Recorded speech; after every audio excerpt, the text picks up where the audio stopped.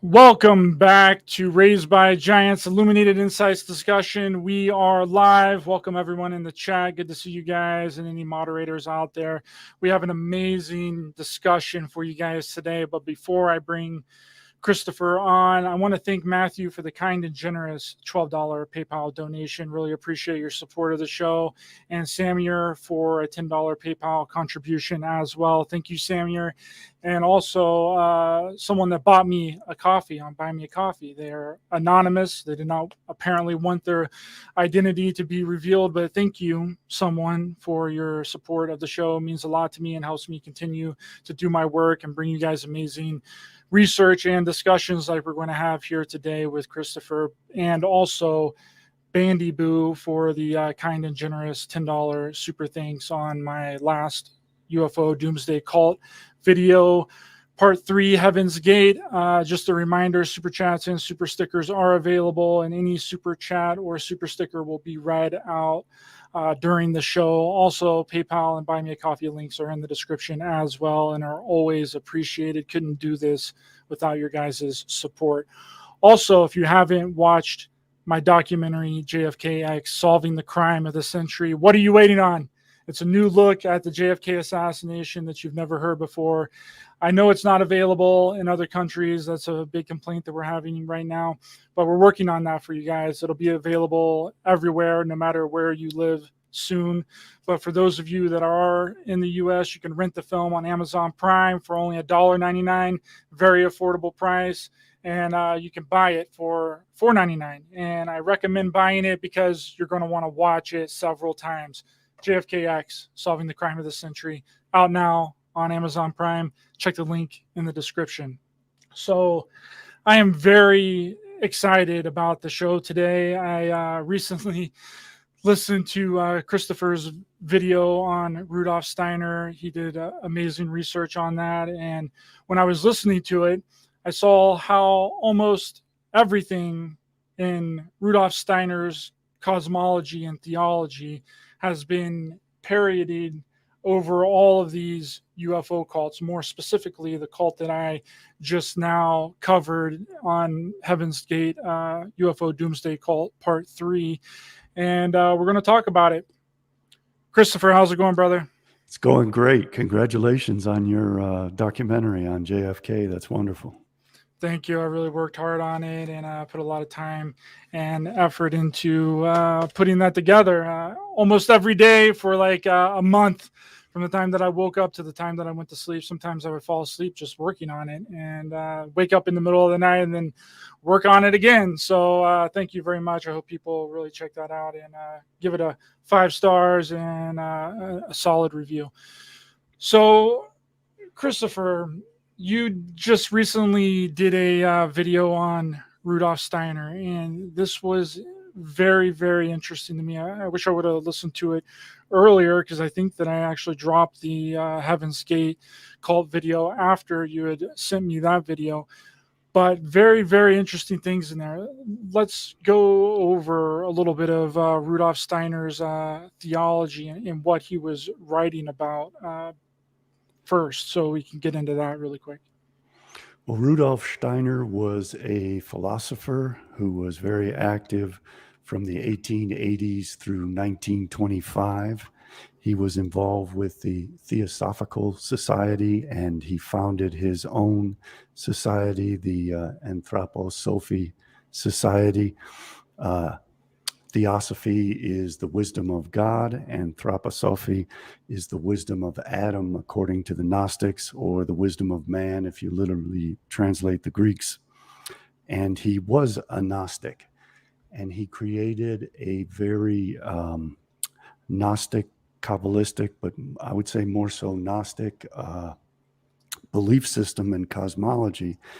And he claimed to have been a clairvoyant from early childhood and had communications with higher spiritual beings who enlightened him as to the history and evolution of humanity. And they presented him with the concepts that man had initially been formed as a spiritual being on the planet Saturn. and that there was a progression of man's soul from Saturn to the sun to the moon and then to the earth. And this is a very Platonic, Mithraic, Gnostic type of concept that man initially didn't have a body, but was instead a heavenly spiritual being.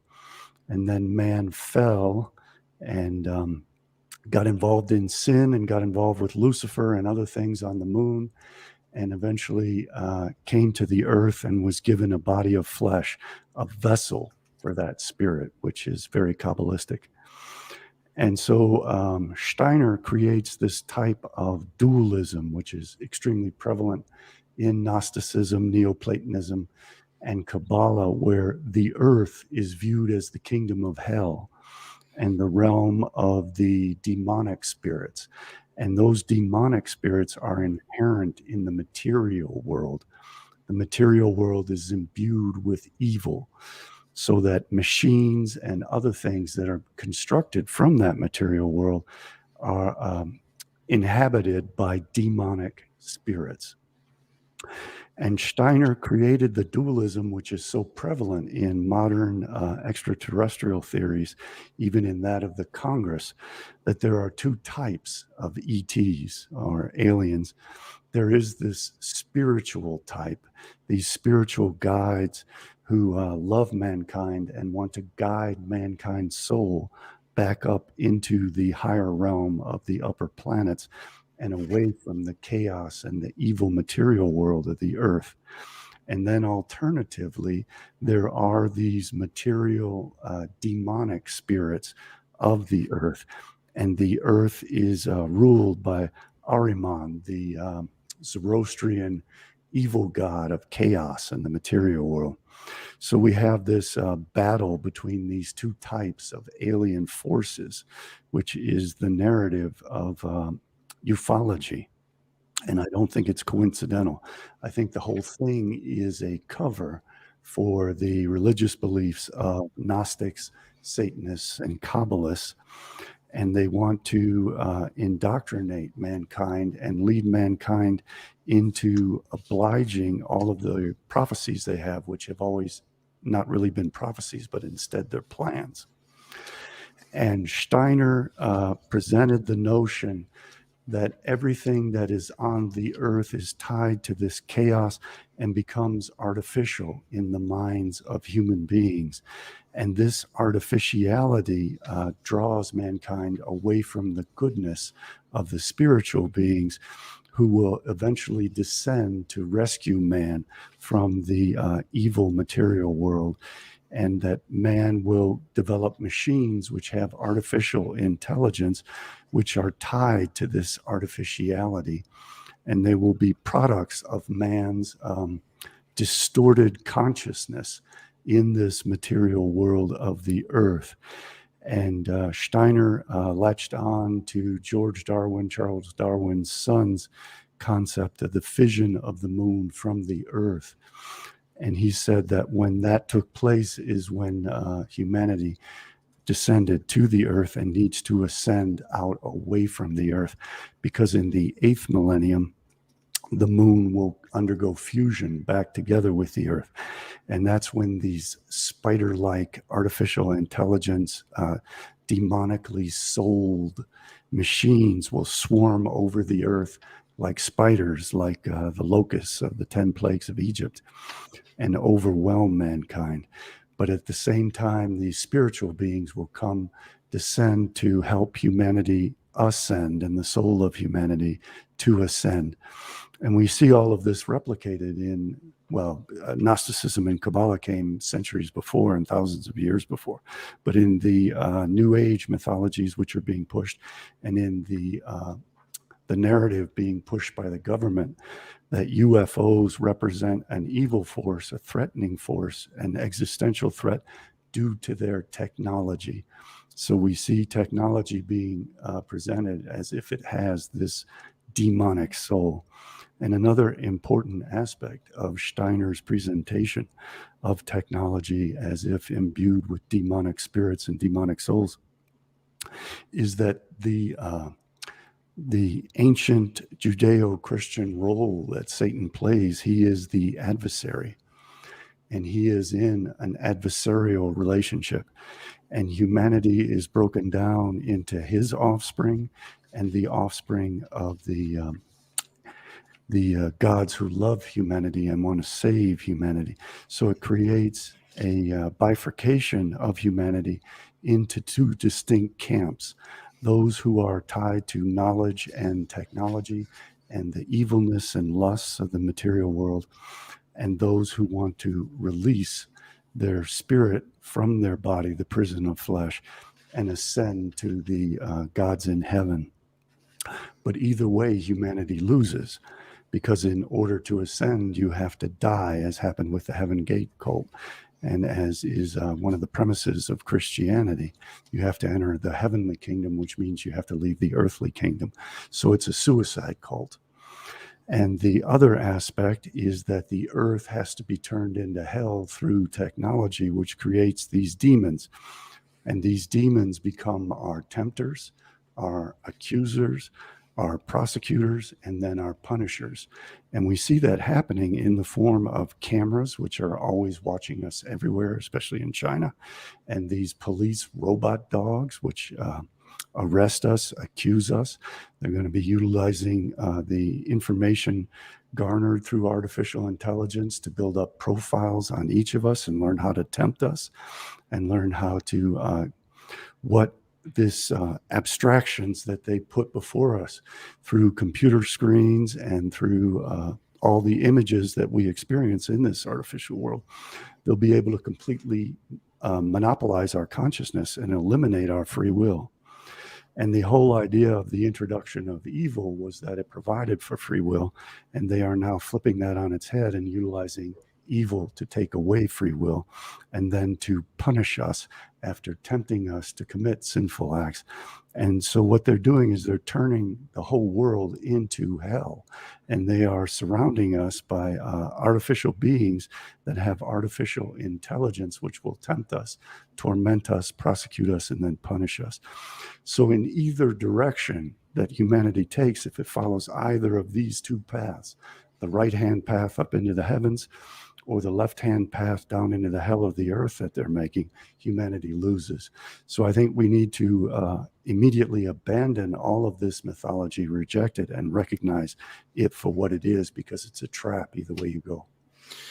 Yeah, it's interesting that you talked about Saturn in there in this hierarchical version of spiritual beings, because we covered the last time that you were on in our discussion, we covered George King from the Theorist Society that believed that there was a hierarchical structure of beings, and that Krishna was from Saturn, and that Jesus and Buddha were from Venus. Now, the Heaven's Gate cult, which I just covered recently, they believe that evil space aliens, which are called Luciferians, falsely represented themselves to Earth as God and conspired to keep humans from developing, right? And that these evil extraterrestrials are technologically advanced, just like you were mentioning that Rudolph Steiner were saying, right? And that these aliens, these evil aliens, have spacecraft, they have space time travel, telepathy, and increased longevity, basically immortality, and that they use holograms to fake miracles, right? And that they stopped trying to achieve the kingdom of God in what the Heaven's Gate calls the next level thousands of years ago, right? That they want to take over the world with their advanced technology, essentially. And it's really interesting, too, because through researching the Heaven's Gate cult, it turns out that Bonnie Nettles and Applewhite here, the Marshall Applewhite, they read the works of Helena Blavatsky and Richard Bach, and Applewhite also read science fiction, and including Arthur C. Clarke.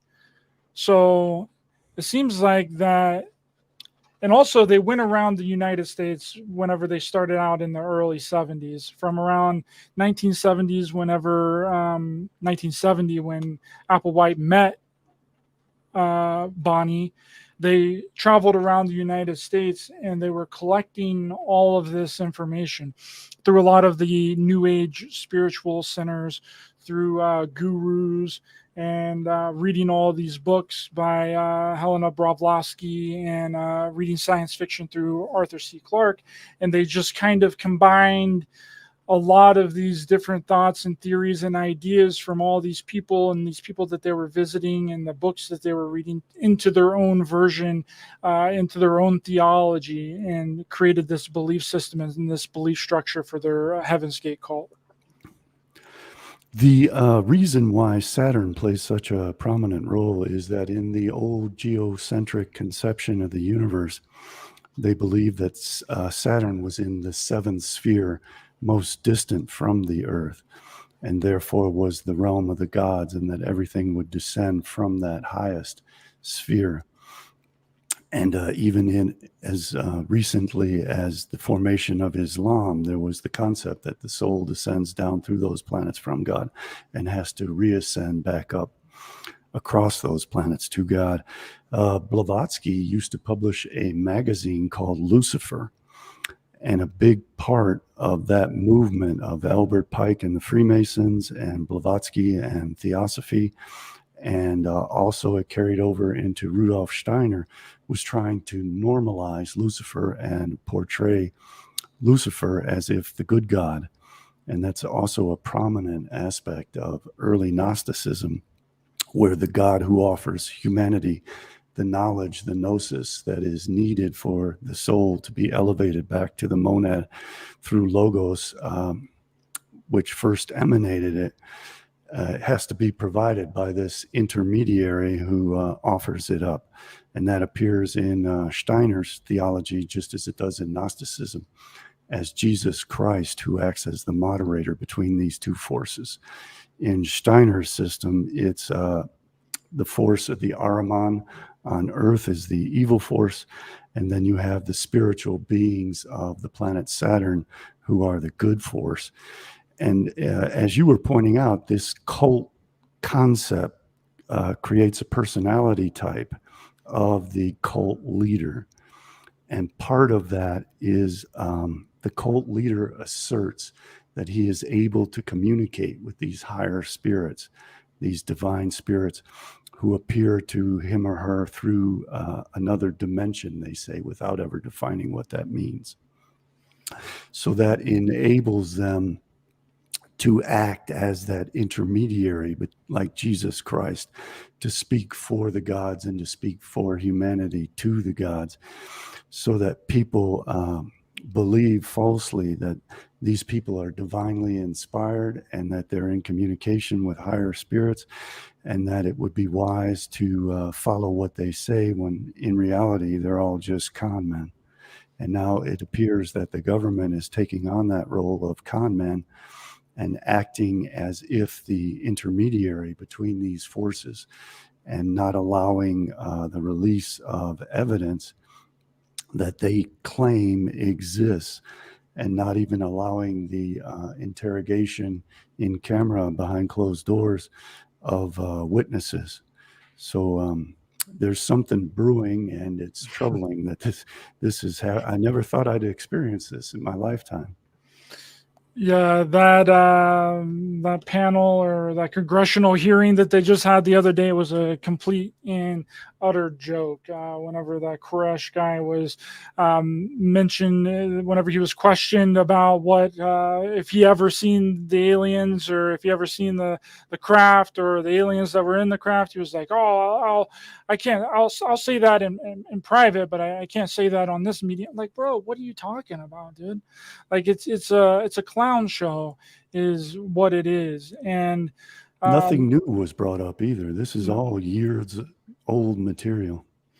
Yeah, they're just regurgitating old material, just like I've been showing within these UFO cults that people are still doing to this day in this community. They're just regurgitating what people have already said several times over.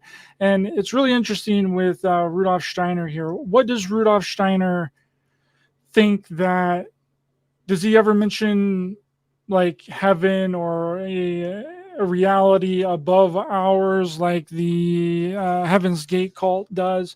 That the central belief of the Heaven's Gate cult is that they could be physically transformed into an extraterrestrial in this next level, the next evolutionary level above human.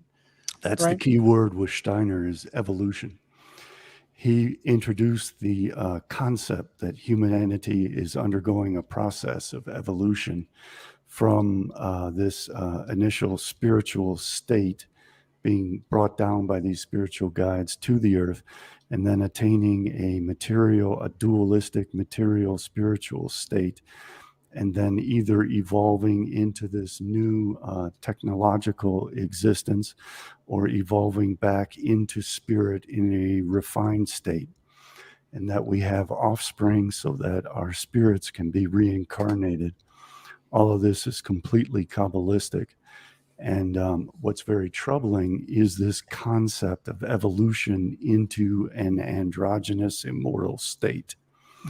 They hate what the human being is, and we know for a fact that GMOs, for example, are altering the composition of our DNA, and they are insisting that the human being, they call it evolution, but that's a term which implies a benefit through natural selection.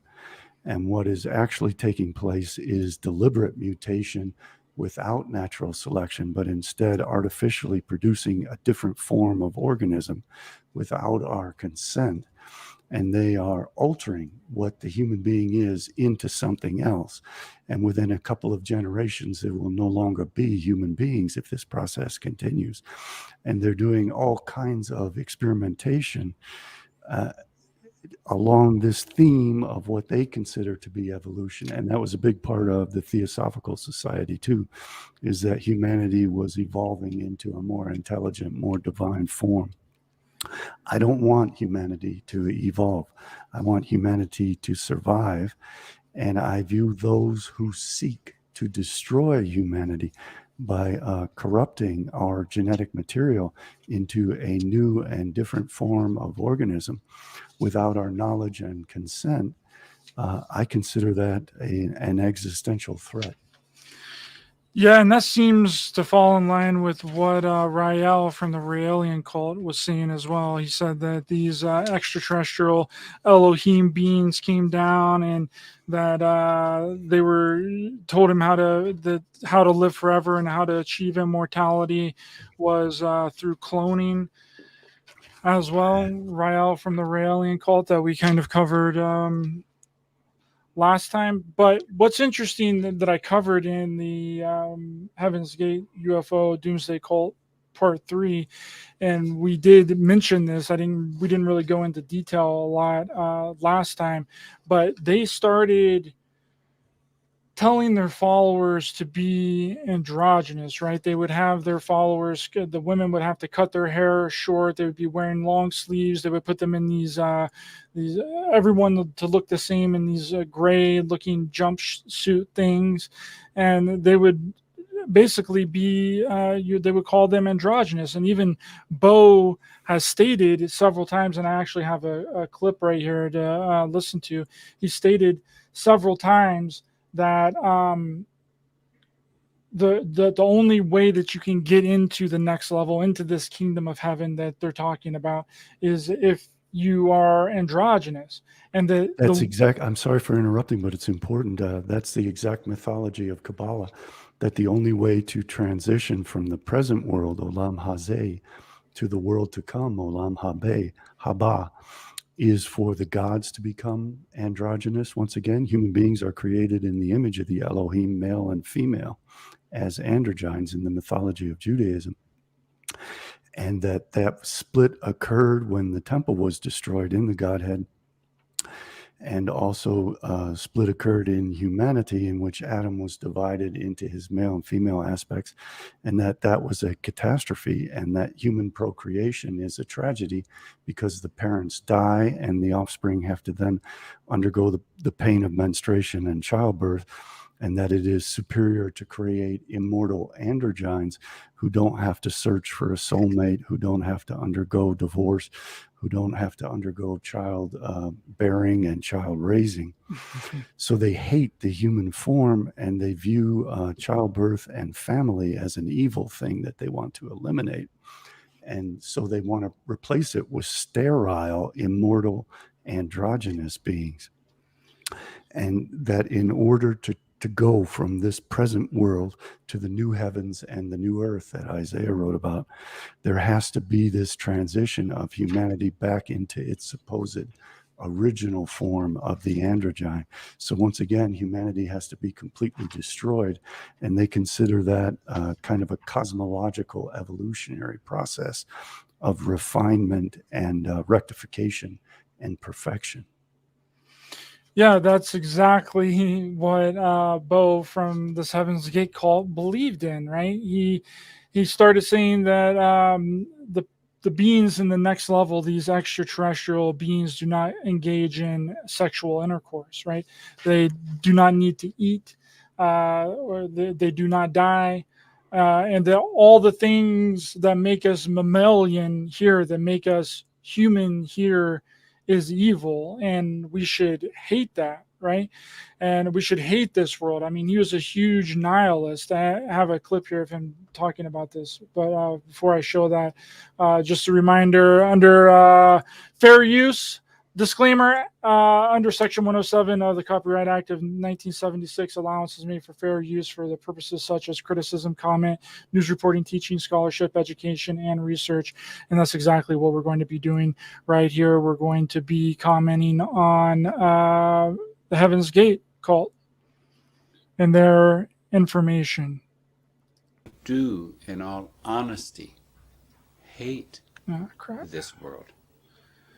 I know that you've been taught not to hate this world. You can say, well, how can you say that you're of the kingdom of God when you aren't even humanitarian? Every individual in its growth pattern becomes humanitarian at a stage in that growth pattern, and then as soon as they become literally aware of a kingdom level above the human kingdom, they have to pursue that kingdom level while a representative is present, and pursue it with all that they have, and there is not a moment that they can be humanitarian during that time. Their humanitarian aspect has passed. That's basically exactly what he's talking about. He's saying that in order to get into the kingdom of heaven, one, he didn't say it in this clip, but I showed it before. I didn't show this clip in my study of the Heaven's Gate call. But one, you have to be androgynous. Two, you have to get rid of all desire. So anything within this world, you're not supposed to participate in, right? And how you know, hold on. I got this other clip here, which is really enlightening. May as I well. interject? If my God Yeah, go ahead. This is exactly what early Christianity was. It was the hatred of the material world, which is why the Neoplatonists criticized it, because they said that the material world was created by the evil demiurge, Yaldabaoth, Yahweh, and that he messed everything up, and that he was an evil serpentine being. And therefore, humanity has to reject the prison of flesh, the corpse of flesh, in order to enter the kingdom of heaven. And even in the Christian Orthodox Gospels, Jesus is condemning the material world and saying that we have to give up this evil body, this sinful body, which has these bodily lusts, which they adopted this concept from the Platonists, that the human body is made of rotting flesh and that it needs to consume food of the material world in order to continue to survive. And that forms a prison for the soul. So the soul has to be released from this prison. And even in the book of Matthew, especially in chapter 24, it condemns this world as evil and celebrates the notion that this world will be destroyed so that all of humanity that believes in Christ can enter the kingdom of heaven if they pass his judgment. So there's nothing new about what he's saying. And I think that people need to realize this is an inherent danger in Christianity, because these ancient, the most ancient form of Christianity is being resurrected by the New Age movement and by the Kabbalists, and endangering humanity. And this whole UFO psyop is resurrecting this Gnostic conception that the material world and technology is demonic and will threaten the existence of humankind. And that invites in the idea that these spiritual beings will appear, and then these spiritual beings will welcome us to release our souls from our bodies, to commit mass suicide either through war or self-destruction in order to attain this heavenly kingdom which awaits us.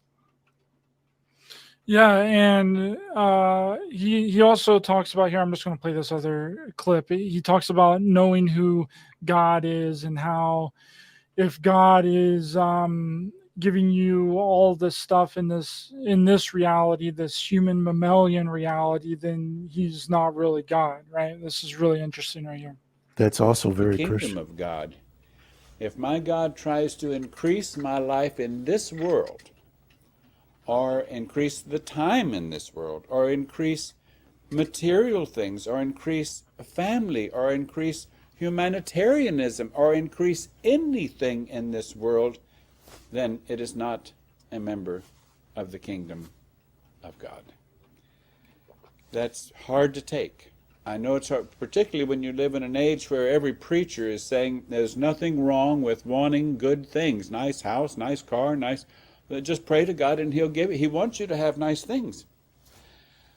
Well, it is true that the evolutionary level, when they send a representative to help you get into one world and out of another, they provide very well for you. But that... Yeah, so there is him saying that.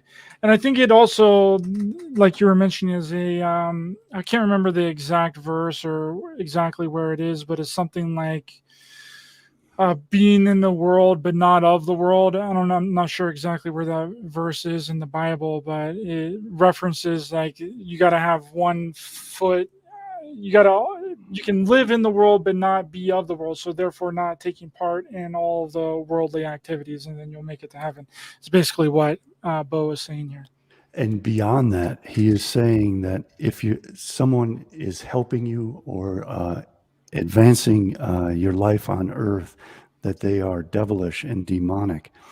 And this relates to Matthew chapter 4, when the devil, who is the God of Israel, Yahweh, because everything is inverted in Christianity, lifts up Jesus and shows him from the temple all the world and offers it to him. He is offering the kingdom of David, of the entire earth, to Jesus. But because Jesus is Messiah, son of Joseph, and not Messiah, son of David, he rejects that. His kingdom is the heavenly kingdom. And Jesus then says that it's bad. Wherefore does it profit a man to gain the whole world and lose his soul? So this is the concept that anything that is tempting you to tie you to the material world, to make you successful, to make you happy, is to be perceived as if evil. So this is a complete subversion of humanity in order to turn us against our own benefit and our own survival. And this was deliberately done in Christianity as a trap for the Romans so that they would not survive. And they were taught that it's easier to get a camel through the eye of a needle than a rich man into heaven. And they were told to give up all of their wealth. And so this was a deliberate setup to get non-Israelites to reject everything that would enable them to survive, and instead to create this self-hating view of the earth and of their life, so that they embrace the idea that those who wanted to kill them were actually friendly to them and trying to benefit their elevation into heaven. So that they ultimately viewed their enemies as if they're friends, and their friends as if they're enemies.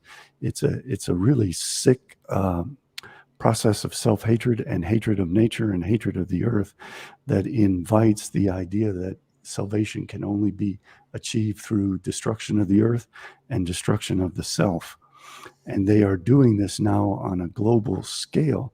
They have convinced, the Eurasianists have convinced Westerners that Westerners are inherently degenerate and evil, and that their salvation can only be achieved but through the extermination imposed on them by the Eurasianists.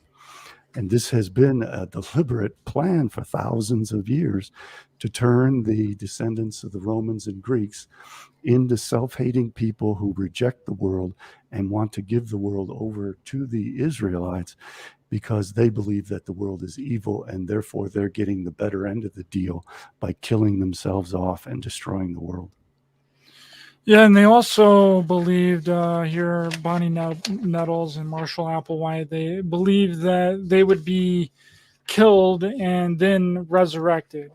And this would be in the view of others, and they would be transported onto a spacecraft in this event, which they referred to as the demonstration, which also sounds very similar to what David Koresh believed as well and told his followers. And that didn't happen either. It's also the narrative of Christianity that Christ ascended, that Christ died, and then was resurrected 3 days later, and people didn't recognize him when he was resurrected. That's the whole basis of Christianity, is the concept of resurrection. Well, Bo here thought that he was the direct incarnation of Jesus Christ in the beginning. That's what he told his followers, until later on, after Bonnie died in 1975 of brain cancer. Then he switched it to that he was an extraterrestrial walk-in of Jesus's consciousness. It wasn't in the sense that the spirit of Jesus replaced his spirit? Yes. It's crazy stuff. But he said later on, after Bonnie had passed away, he said that this happened back in the early 60s, which doesn't make any sense as well. Like, you would think that you would know if your spirit or your soul was sucked out and another spirit or soul came in, you would know right then and there. But no, this was like 15 years later, after she had passed away. He's saying that he was the extraterrestrial walk-in of Jesus Christ's consciousness. What's incredible is his ability to combine all of these different things into an ongoing theme of his life, where he portrays himself as being beyond human, and expresses his hatred of himself as a hatred of humanity. And he's always trying to replace himself with something that he finds admirable. And I think that many of our world leaders today have this very same mindset. Deep down, they hate themselves for what they are, and that causes them to hate humanity. And since they replace themselves with some false image that they have of themselves, they want to replace humanity with something else, which is not humanity. And in order to justify that, they have to create a mythology that humanity is inherently evil and in need of a savior figure in order to provide humanity with a new morality, which corrupts humanity into some new form that is defined abstractly. And it becomes a mission of the whole human race to destroy creation and replace it with some abstraction that some nutcase created either recently or thousands of years ago. And we're on that path. And I don't understand why people don't see it, that this whole direction that we're headed down was contrived by people thousands of years ago, and they were not prophets. They instead just created a mythology which was taken as if it were divinely inspired or divinely given by this descent of these higher beings to Mount Sinai, or whatever mythology you want to take it to, the Olympian gods in Greece, and that humanity has to obey this mythology that we were originally androgynes and we were originally immortal, and that because of our sins, we're being punished by being what we are today, and that the only way that we can end this punishment is by destroying ourselves and creating descendants who are completely different from us. That's so antithetical to what the human being is by nature. By nature, our goal is to fall in love with someone who we perceive as being reflective of the highest ideals of what we view of as ourselves, and to create children with that person, and hopefully have children who resemble and even surpass us. Yeah, I agree. Really quick, Nika, thanks so much for your kind and generous $20 super chat. Really appreciate your kindness, generosity, and support of the show. Thanks so much, everyone, for being in the chat. Good to see everyone here. What's going on? Polar Origin, Sam, Kenneth, Dr. Hugh. Good to see you guys. Yeah, so we have that's exactly what this Heaven's Gate cult was really referring to. And within Rudolph Steiner's work, I thought it was really interesting in your video. You're talking about this because the little that I do know about Rudolph Steiner, he talks about this, the eighth sphere, and the eighth sphere being this kind of artificial intelligent reality. And you're talking about these animatronic type of spiders. And I've heard people way back, at least 7 to 8 years ago, talking about these spiders, but they didn't make any reference to Rudolph Steiner's work and talking about these. It's a technological type of spider. Is that correct, or am I off base on that? The way that he described it is it was super intelligent automaton type creatures that were created through the intelligence and abstractions of human beings. And that once they were formed, since they were formed out of minerals, they had an existence on the hierarchy of being between minerals and plants. And that this would attract the spirits of the demons, who are the armies of Ahriman, the god of chaos and darkness, and that these spirits would then find a vessel that they could enter into, and that they would all combine and form a network that would span the entire earth, and that this would convert earth into a universal hell controlled by this matrix that would be have what would now be called the singularity of the mind of the devil, of the Ahriman figure, who would combine this intelligent force into one spider-like network. And people perceive the World Wide Web as being reflective of what it was that Steiner supposedly saw in his visions. Now, do we think that Steiner was like a mystic? Do we think that he somehow channeled this information? What's going on there? Because people, they tend to think that he was some sort of occultist, that he possibly could have done some kind of ritual, that he had an advanced knowledge of that. Do you think that he had that kind of advanced knowledge, or he was just an insider that had some sort of other type of, like someone was giving him this information? It wasn't coming from a higher level, like these the Heaven's Gate cult believed that they were communicating with beings from a higher level. Do you think that he was communicating with beings, or was this other human beings that was giving him this information? I think we have evidence that he was very well connected with the elite class. He was certainly deeply involved in the Theosophical Society before he broke with them and created a different kind of movement in Germany. I think World War I affected a lot of people and probably inspired his conception of technology as being an evil force that could potentially eradicate humanity. So I think that's where he garnered that insight. He presented himself as a clairvoyant who was in contact with these higher beings and received this knowledge from these spiritual beings. And he created what he called spiritual science, and he wrote a book about the occult. And he wanted to educate human beings into how they could tune in to these spiritual beings and allow them to communicate with humanity. But he said that there would be two strains of humanity, one strain which would be receptive to this, and then the other strain which was bound to the material world of the earth.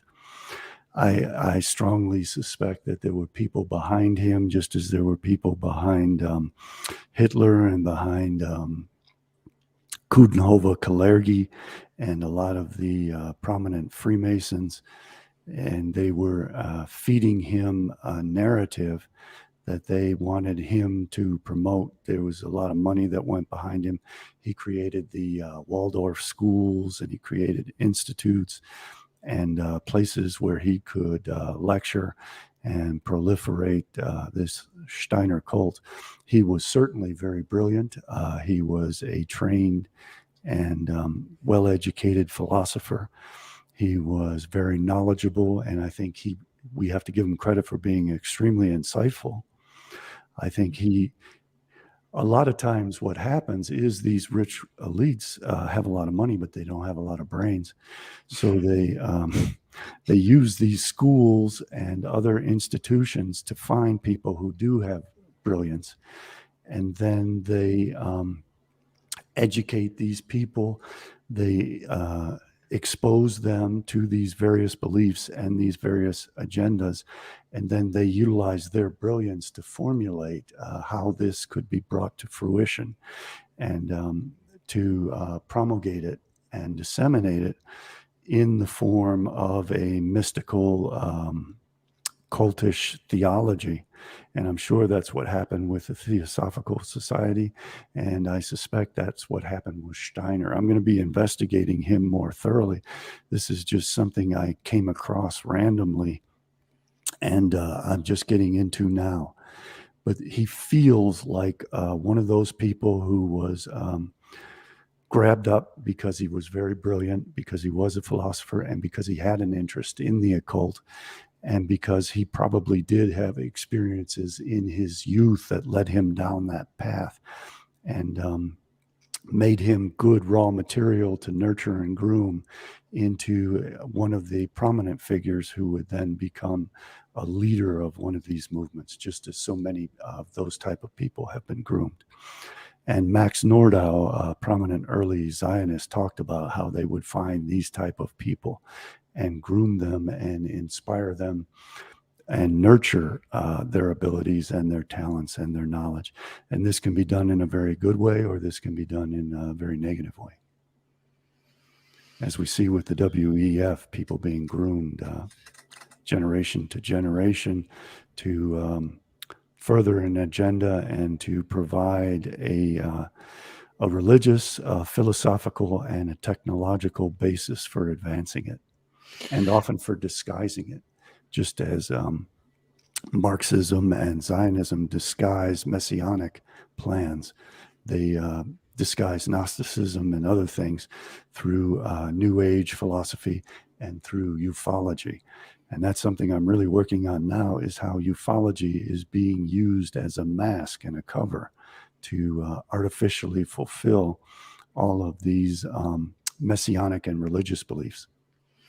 Do we think that Rudolph Steiner's talk about this aromanic force is similar to demons or similar to Lucifer and similar to Satan? I know that he has brought up Lucifer, but does he make any differentiations between this aromanic force that is supposedly here to suck up humanity, to take us into this technological virtual reality age, and Lucifer, or how does he differentiate these different supposed evil beings? in that long tradition of the Gnostics, Lucifer means Lightbringer, and Jesus was called the Lightbringer. And Samael is the devil, and those two forces are juxtaposed. And there was one specific strain of Gnosticism, I forget which one, which presented Jesus as descending to be the intermediary between these two forces. And this is the concept of the Logos, the Middle Platonic concept that Philo, the Jew of Alexandria, introduced into Judaism, this figure of the atom of light, the Lucifer, the Lightbringer, who serves as an intermediary between humanity and the gods. And in Steiner's system, Lucifer is the good, beneficent God, and Ahriman is the anti-human material God. And Jesus Christ serves as the intermediary between the two, who can take hold of your hand and provide you with the gnosis, the knowledge, and the logos to ascend to the higher God and away from the material God. And this was called the atom of light. This was called Jesus. I'm sure it derived out of the idea that the Pharaoh was born as a demigod who was bred from Ra, breeding with his mother, and that he would serve as the intermediary between humanity and the god Ra. That's highly interesting. I want to get through these other two clips that I wanted to show you and get your comments on the Heaven's Gate cult, because he basically says how you know if you're communicating with someone from the next level, this extraterrestrial race that is supposedly supposed to come to Earth and ascend these the humans up into a UFO ship, which he predicted, him and Bonnie Nettles predicted several times throughout the inception of this cult since 1974. They predicted in 1975. They had all of their members and followers go out into the woods and wait for this UFO to come and pick them up. That didn't happen. And then they said that they were getting ready to transfer into a new age, and that this new age was going to bring about the destruction of everything.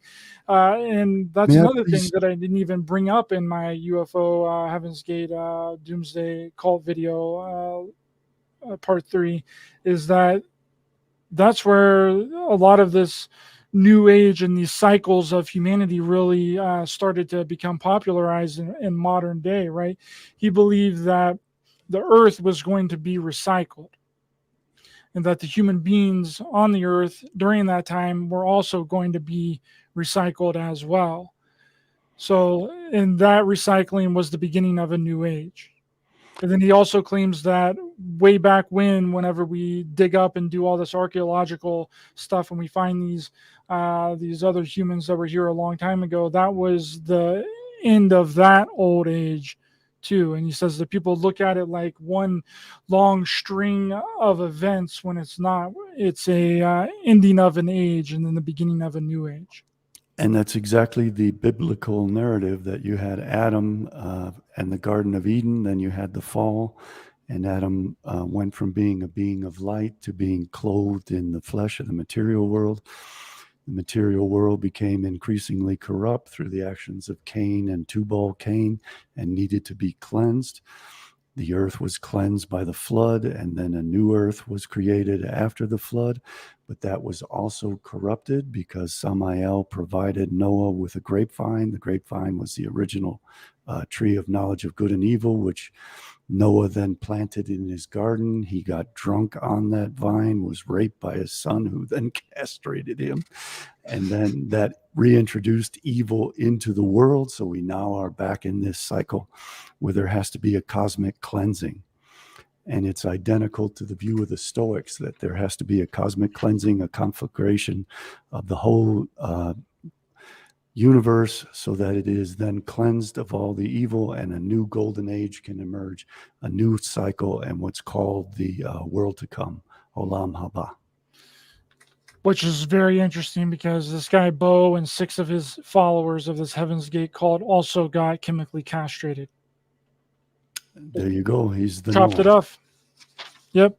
But here is Bo from the Heaven's Gate cult talking about what it's like in the next level, the evolutionary level above human. In my Father's kingdom, there are no mammals. There are no humans. Now, their bodies and their individuals are very similar to these in many respects, very similar to human bodies, except more refined. They don't need fangs. They don't need waste of hair. They don't need a number of things that are used in this kingdom level because it's significantly more refined. There are no males.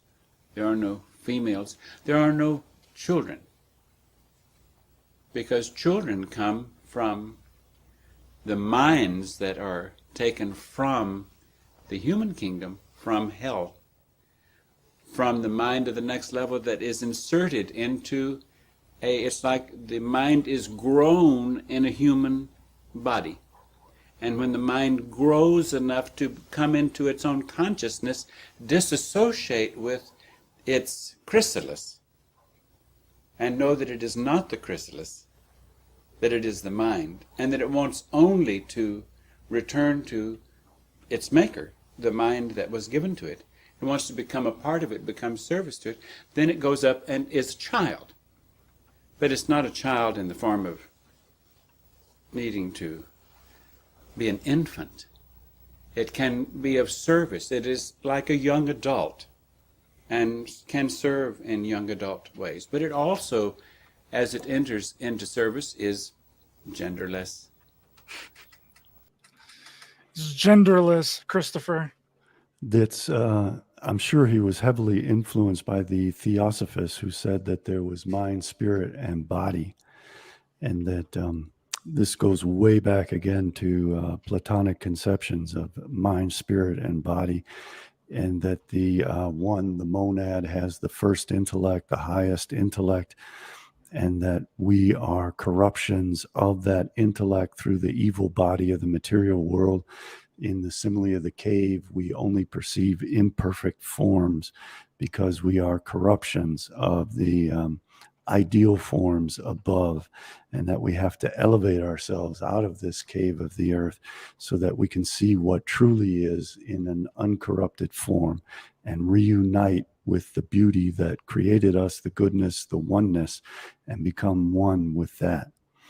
So what he's saying, I'm sure he was educated in those types of beliefs in one form or another. They have taken so many forms and filtered down to us through so many different directions, which is why I encourage people to study what the original Greeks said, and then you'll see how what was intended initially to be beautiful and to celebrate the human being and to celebrate nature was then corrupted into this misperception that the two sexes have to be destroyed, that childbirth is evil, that creation is evil, and that it all has to be replaced by being elevated to the godly level.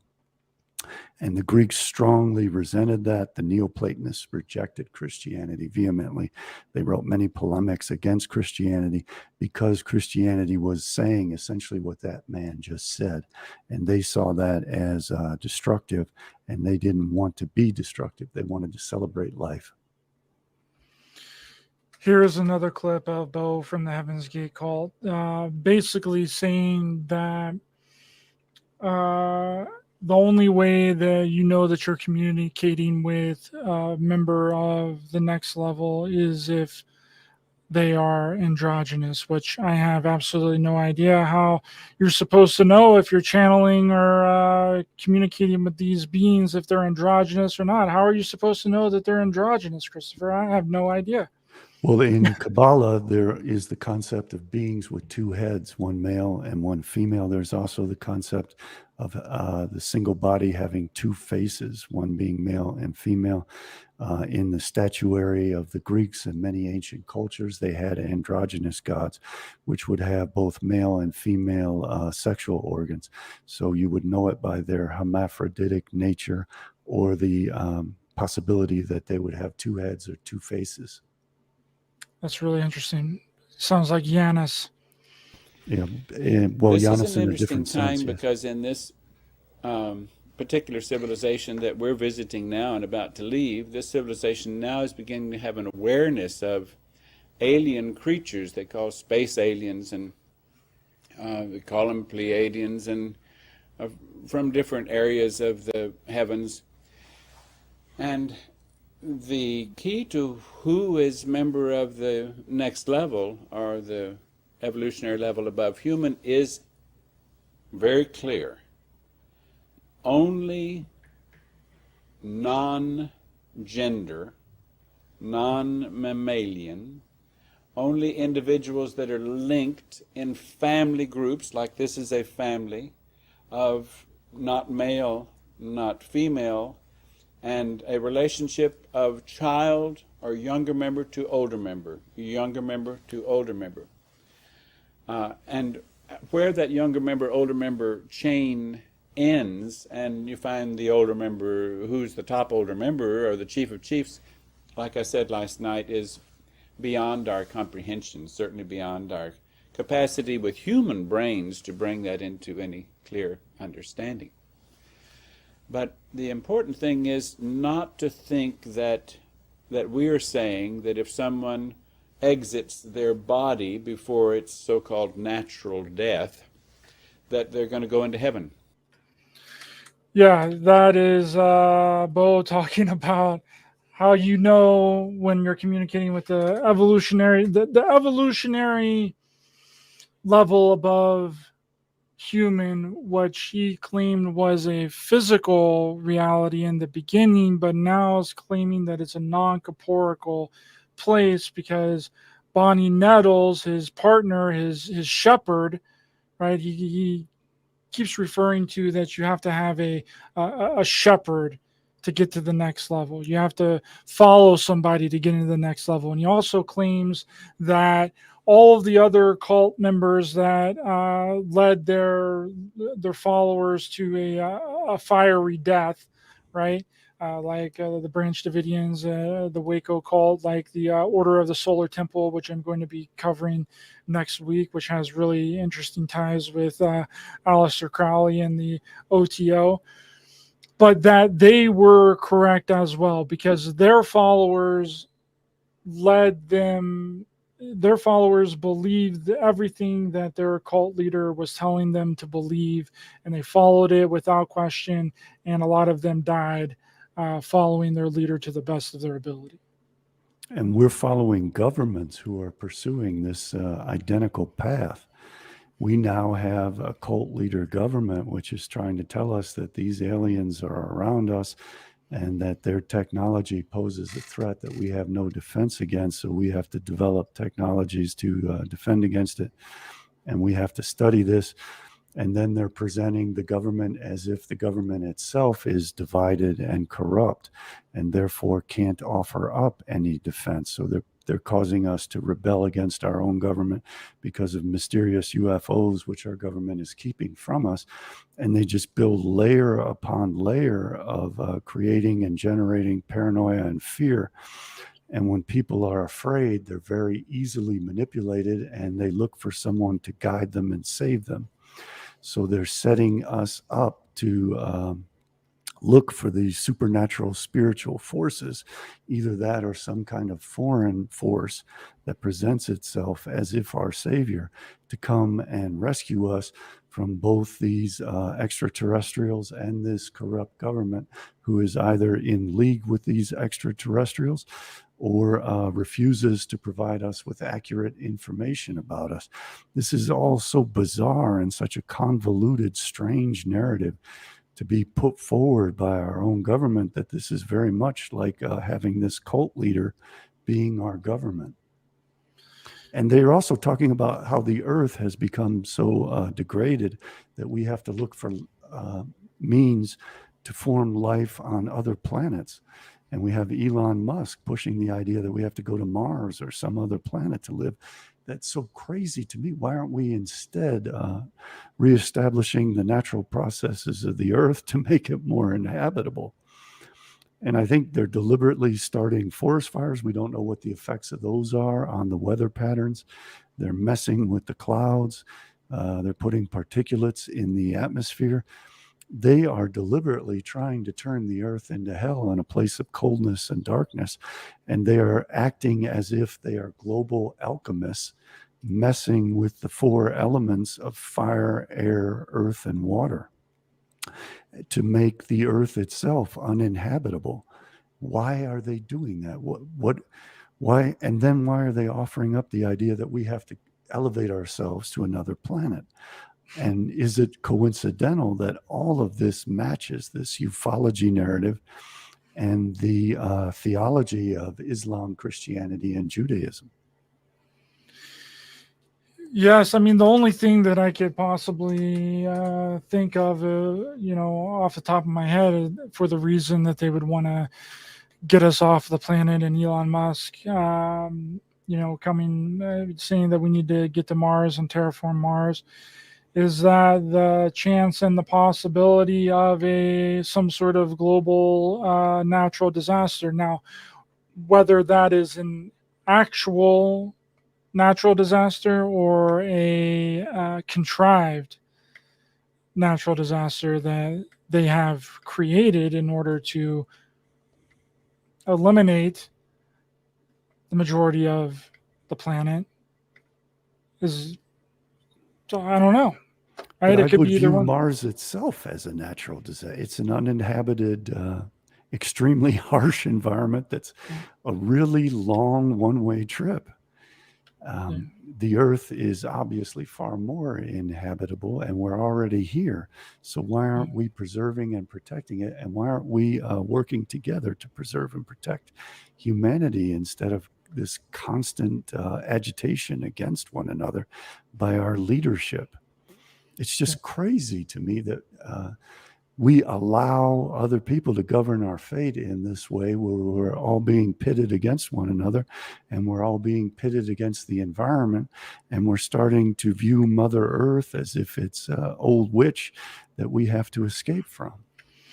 I agree. We've been programmed to, it's the reverse of what Bo was saying here in this Heaven's Gate call. He's talking about how, he hates this reality, and we've been indoctrinated to love this reality, when I think it's the opposite way around. I think that more people nowadays have been indoctrinated to hate the planet and hate this existence, hate this reality that we're in, and we want to escape to somewhere else. Well, whether that be heaven, whether that be another planet, it's the same thing. Like, we've been led to believe to not like our reality here, when it needs to be the opposite way around. But there's another thing that was really interesting that Bo talked about, which was belief, right?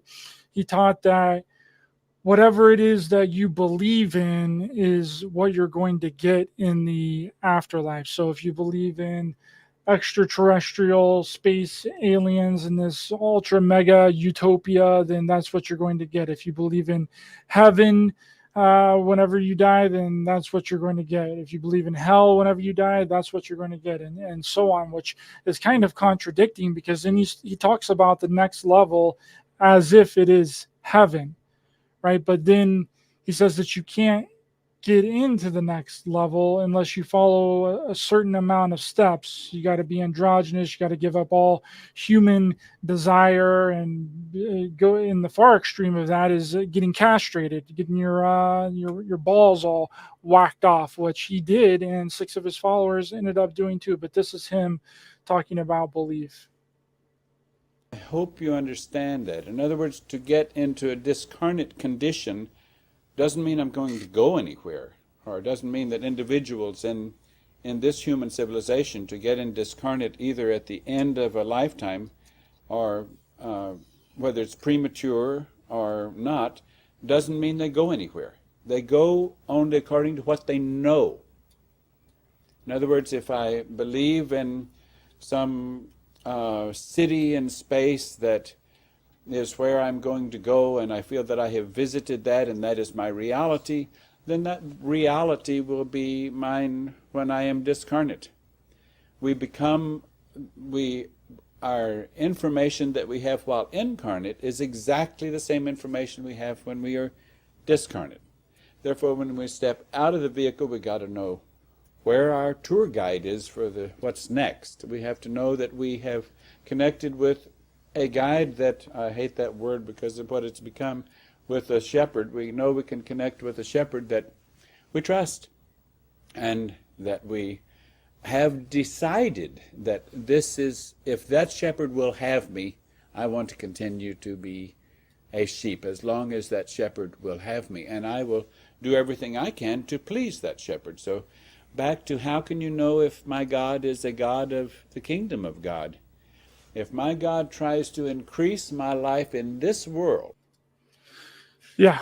So we got it. We already showed the second half of that clip, but yeah, that's what he's claiming, that whatever it is that, and I've heard several people regurgitate this throughout the community, and that your belief creates your reality, and I think to a certain degree it does. It's the old statement of fake it until you make it, right? You got to present yourself in a certain way until you become that way, and that's how a lot of people, it's like an older version of what the new age community would call manifestation, right? That's Dress basically for what he's saying. success is what it Yeah. reminds me of. It's very Shabbatayan, and it relates to the idealism of philosophers like Berkeley, that the real world is actually what the consciousness creates. And the Shabbatayans even tie that into the gods. The gods are what we conceive them to be, so that gives us power over the gods, and we can destroy the gods by disbelieving in them. And we can create new gods, or we can conceptualize ourselves as being gods. And by reconceptualizing ourselves as if gods, we then become gods. So that reality is whatever the mind fixates on and generates. That consciousness is a formative energy which can mold the universe into whatever forms it is that consciousness adopts.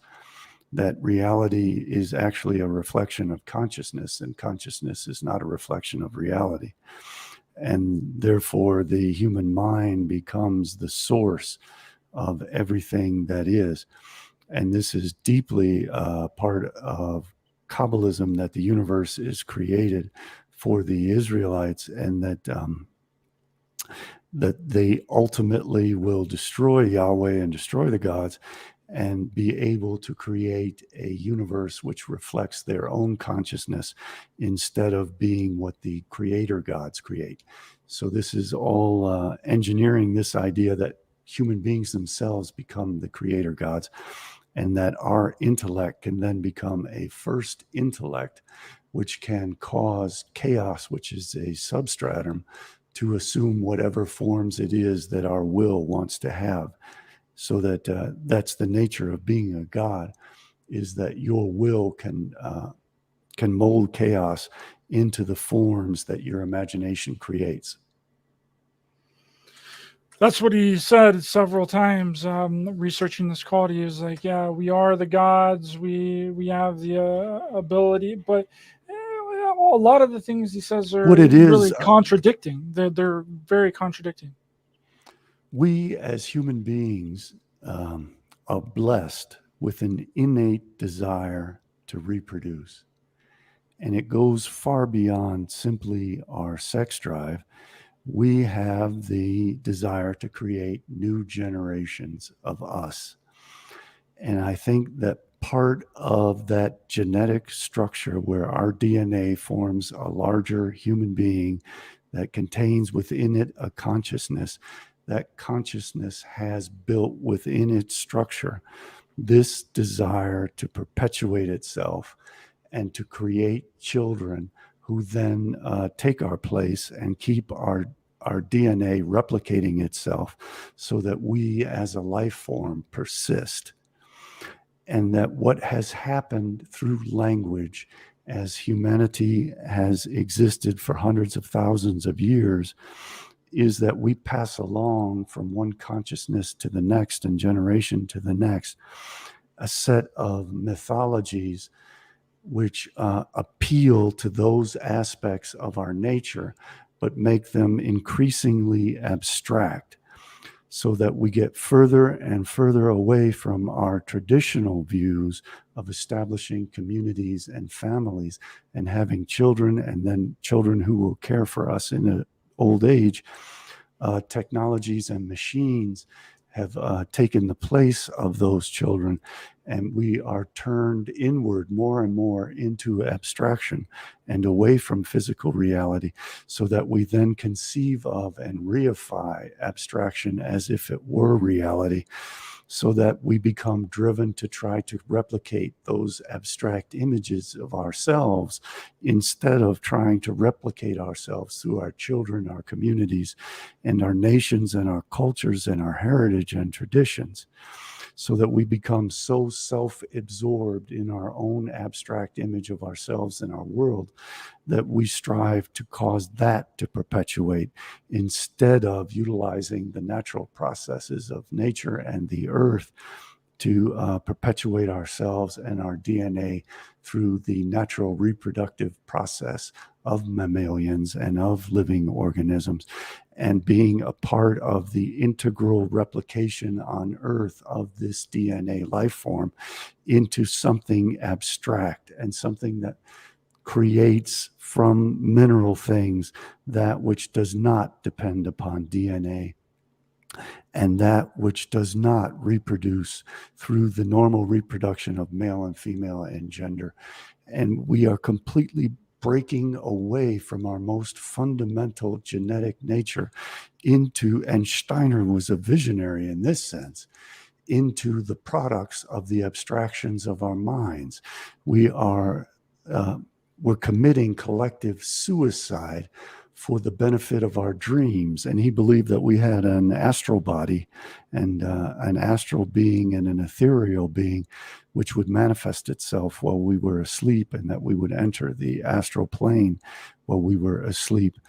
And I think that this astral plane is becoming the internet and the computer abstract reality in which our minds are becoming linked in through abstraction, and we don't have the physical contact and the existence that we were evolved to have. And since we are no longer, we're even becoming sterile in terms of semen levels and in terms of the wombs of women being destroyed by all of this exposure to chemicals and radiation and who knows what. We are losing our ability to perpetuate ourselves through natural means, and instead are perpetuating ourselves by recording ourselves in cameras, by recording ourselves in written language, in computer code. We're no longer replicating ourselves in genetic code. We're replicating ourselves in computer code. And we're going to lose humanity within a couple generations, if not very soon, if we don't end this process of reifying everything that is abstract. And I think in that sense, we ought to take Steiner very seriously and look at what the hell it is we are doing and where our leadership is leading us, because it is a path to extinction. And a friend of mine, a good friend of mine, pointed out to me that this is so bizarre because in previous generations, when cultures were beginning to disappear, they would fight for their survival. But we have become such a self-hating culture, immersed in this hell, that we reject our own survival and see our salvation in our destruction. And no previous generations, at least on a global scale, were that way. That's why I think they are trying to make life increasingly hellish and to surround us with artificial intelligence, which is constantly imposing itself on us. It's like trying to go to the bathroom with a crowd watching you. You never have any privacy. You have no human dignity, and life becomes so hellish that you embrace the idea that it would be better not to exist. And I think that is why they're turning the earth into hell, and they're creating the mythology that we'll be able to escape the earth and go to other planets, which is never going to happen. So that we do reject the earth and we don't try to preserve it, and we don't try to preserve ourselves other than trying to preserve machines which will replace us, so that we are no longer replacing our genetic code We are instead creating this hellish world and then saying, well, it's all so screwed up now, let's just commit collective suicide. Yes, and that is what I don't mean to was the best inspire idea. hopelessness. It's just take a walk in the forest and there's a better path that we can follow. We don't have to follow them down this road, and we don't have to continue to allow them to lead us down this path. Just by being happy and by enjoying life and by having families and by continuing to be traditional human beings, we are defeating their plans for us. And I hope that people are hopeful that way, and they see that this is by no means inevitable. It can all be turned around very, very quickly. And nature is extremely prolific. If we stop overfishing, the seas replenish themselves very rapidly. The nature can reestablish itself and its natural functions very quickly and very successfully. So we have to get people in power who are not pursuing this agenda of replacing humanity with machinery, and instead allow nature to flourish. And we have to stop viewing the human being as if inherently evil and deserving of eternal punishment, and start viewing the human being as a beautiful, natural part of the cosmos that we need to perpetuate. And we have the means to perpetuate in terms of our very gender. So we have to preserve this idea that gender is what we are, and that we have to continue and have children who are gendered so that we as a species can exist and continue to exist as parts of nature. And we have to get away from leading these artificial lives to leading natural lives, and to celebrating the human form instead of trying to destroy and distort the human form into something it was never intended to be and never really was. And that's why I so vehemently oppose this androgyny agenda, which is put forward by miscreants who reject what they are and hate what they are and impose that on all of humanity. Instead, if that's the way they are, they should embrace it, love it, but not try to make all of humanity conform to it.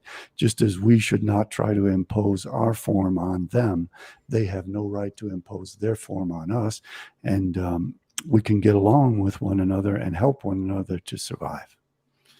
I agree so much, brother. Thank you for that. People are really digging exactly what you said, and it's simple as that, right? Just enjoy reality. Go outside and look around you and realize that the things that they're saying is happening aren't happening, right? That's the easiest way to do it, right? And if anyone has any questions for Christopher before we let him go, we're going to roll for about 10 more minutes. Please put the questions in the chat, and I'll make sure you get your question answered. But before we get into that, I wanted to show this this article that you're going to find really interesting. Let me pull this up. Can you see it? What do you see? I can only see the headline. Is it scrolling down? Sorry, it's hard for me to. It is, but it's there's no way I can decipher what the text is saying, unless there's some way I can make your feed full screen, but I don't see how to do that. I don't know. It's difficult to figure out how to work and screen share on this thing. But anyway, this article goes into U.S. pilot says he dodged mysterious dark cube floating in the sky. Right. U.S. Navy pilot said UFOs are now an open secret among fighter pilots during a congressional hearing. This was the congressional hearing the other day that we were talking about earlier. right? Lieutenant Ryan Graves, a former F-18 pilot, stated that two jets were once forced to make evasive maneuvers to avoid a dark gray cube inside of a clear sphere, which stood motionless against the wind. Lieutenant Graves is one of the witnesses who testified before a hearing in Congress on Wednesday investigating the claims of unidentified anomalous phenomena, UAP, formerly UFOs. In his opening remarks, the military veteran said UAP sightings were so common, both on radar and visual sightings, that over time they became an open secret among air crew. And I thought that this was very interesting, this black cube stuff that they've been talking about. And I know that you know a lot about the black cube thing. So let's talk about the black cube for a second. The black cube is a symbol of the Holy of Holies in Solomon's temple. It was a cube that was formed and kept behind a veil, so it was totally in darkness. And Yahweh declared that he entered there in the form of a black cloud, and that Yahweh himself lives in darkness. And Yahweh often appears within a cloud, and that cloud is darkness, which casts darkness that non-Israelites cannot see within that. But it is shining darkness, and Israelites can see in that shining darkness. And in the plagues of Egypt, when Egypt was cast into darkness for 3 days, that darkness shined for the Israelites and immersed them in light.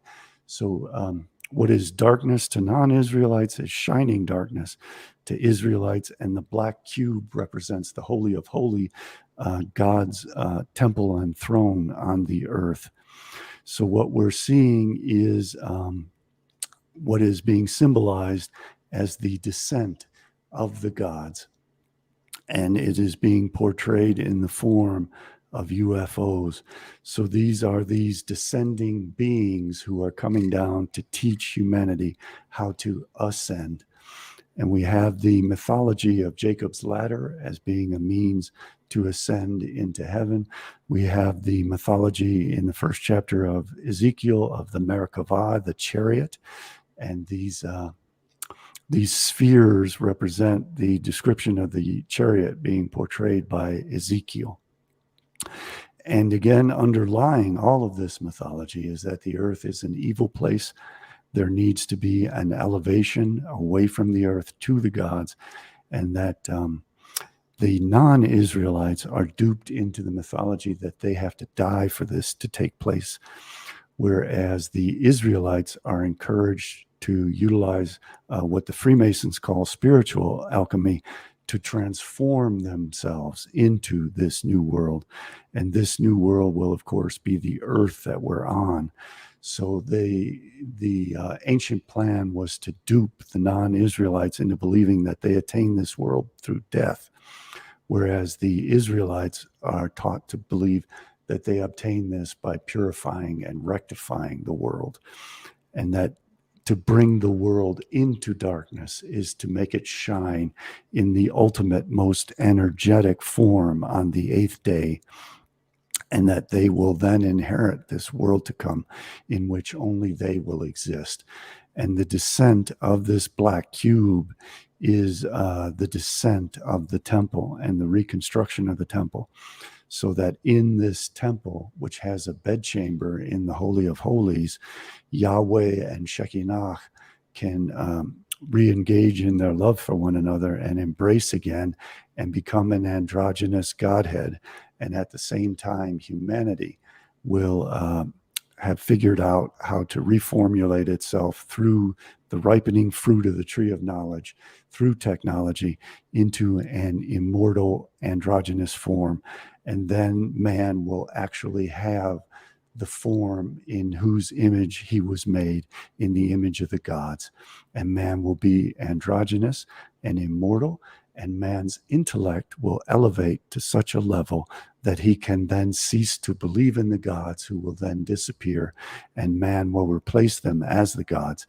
And this cycle of regeneration, corruption, destruction, then regeneration will be broken forever, because man is aware of it, and man will then decide no longer to allow it to happen, and true immortality will be achieved, and the cosmic cycle will end.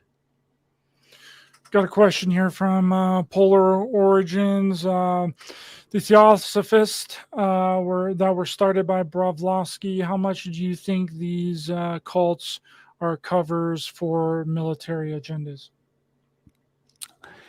I think they're very much covers for the Kabbalistic agenda, just as the Freemasons are.